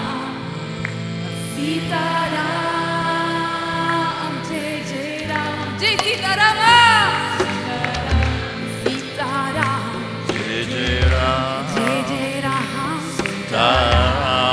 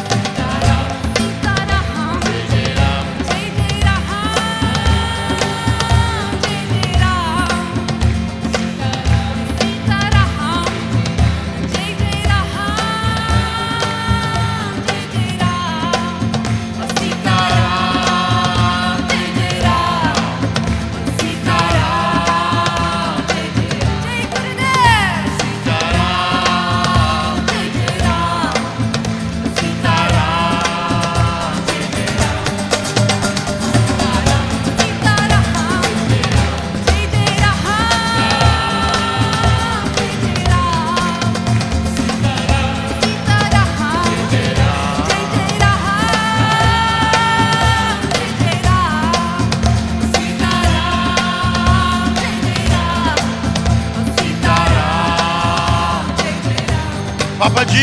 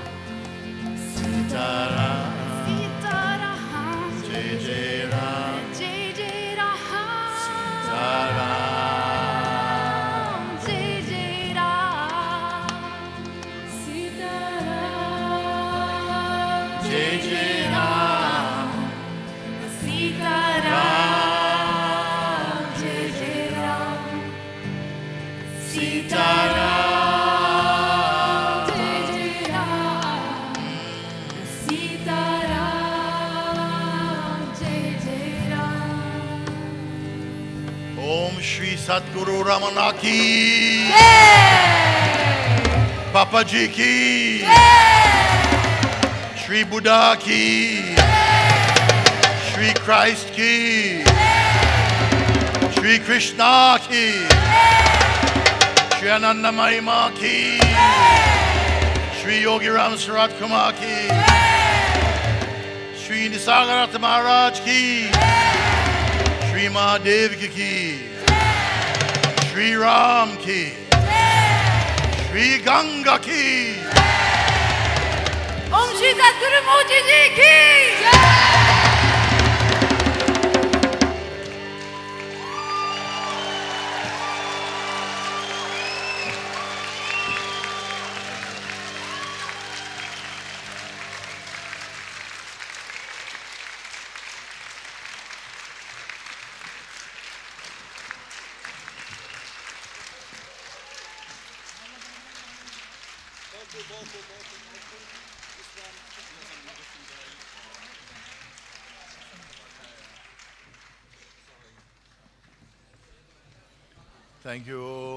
Thank you for to Spirit of Ganga for receiving our visit here in this holy city. And thank you to Parmat Nikatan for our invitation to come here to Swamiji and Satviji. And we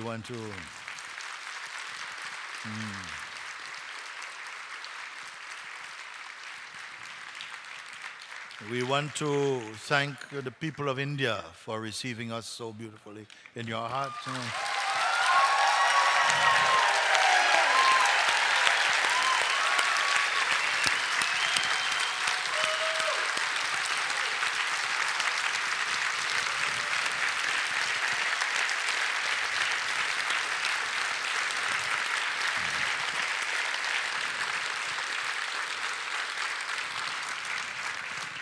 And we are going to continue.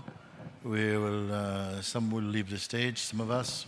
We have our brothers also who has come also to share music, world music also with us. So please be here to enjoy. I'm also here, and thank you with all our hearts. We love you much.